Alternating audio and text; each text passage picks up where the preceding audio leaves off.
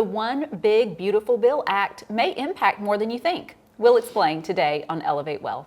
Hi there, I'm Deanne Rosso with Elevate Wealth Advisory, and today I'm with Rob Fezekas, our Director of Investment Policy. Welcome, Rob. Thanks, Deanne. So, Rob, the passage of the One Big Beautiful Bill Act affects a lot of things this year, but one big impact is charitable giving. So can you tell us more about that? Sure, that's right. So the One Big Beautiful Bill Act was a pretty significant piece of tax legislation passed in July of this year. Now, as far as charitable gifting, most of the bigger changes don't actually occur until next year in 2026.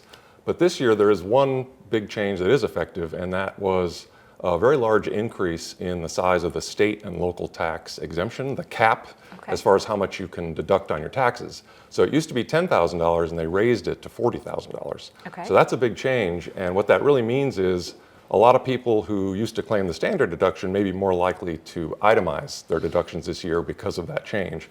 And so the advice I like to give to people is you should probably save your receipts, because this year you may have tax deductible charitable donations that you could get a little benefit from on your tax return, whereas in prior years, maybe you weren't able to deduct those on your tax return. I see, and I was wondering where you were going with state and local taxes, and then how does that impact charity? But that's it. If you add it all up, then perhaps you can itemize your deductions. Exactly. Okay, great. And what about, so that's for 2025, we can expect that for this year. What about changes that will impact 2026? Sure, so yes, the bigger changes will happen next year. So let me focus on two. So one change is going to make charitable gifting a little bit easier, and one's going to make it a little bit harder.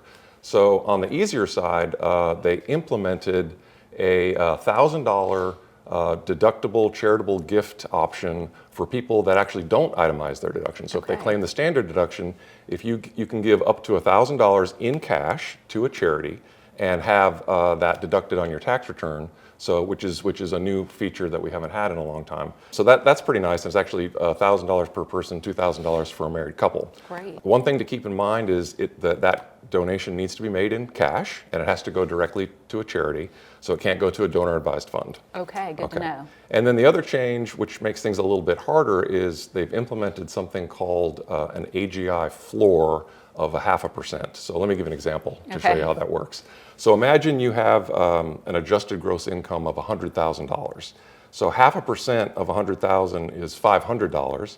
So what this means is if you want to be able to make a charitable gift, you actually have to get over that $500 floor before you can start deducting it on your tax return. So any charity that you make that's below that $500 actually won't be deductible on your return. So you have to get over that $500 limit. In that case, then all else equal, you might want to think about accelerating some of your charitable donations that you were going to make next year into this year, because it's more likely that you'll be able to deduct that on your tax return. Absolutely. Okay, so in 2025, we want to think about stacking up our deductions in order to itemize, so making charitable gifts. Exactly. To combine with the state and local taxes and any other itemized deductions. And in 2026, we want to think about getting over that AGI floor so that we can deduct those charitable gifts. That's right. Yep. Fantastic. Well, that's great information, Rob. Thank you so much. Lots of changes came about with the One Big Beautiful Bill Act, and those are just a few. So if you'd like more information or if we can help, visit us at elevate-wealth.com and click Let's Talk.